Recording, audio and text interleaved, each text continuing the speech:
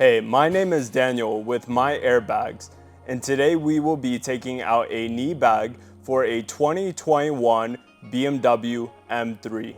Now remember, anytime you are dealing with any type of airbags or electronics, we will always disconnect the battery.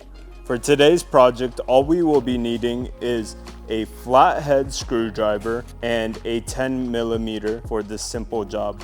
To start off, we will be taking off two clips that you turn counterclockwise, one on the right side and one on the top left side. And you will turn both clips counterclockwise for both sides. After we have this plastic trim a little out of the way, it gives us enough room to get to two 10mm bolts, one on the left and one on the right.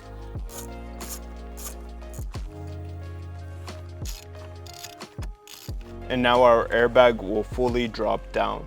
Make sure that you continue holding the airbag so you don't rip the wires on the clip. Now over here, we will stick our flathead in between and we will pry open, and that allows the plug to be completely free. At MyAirBags, we specialize in resetting airbag modules and repairing seatbelts after vehicle was in a collision.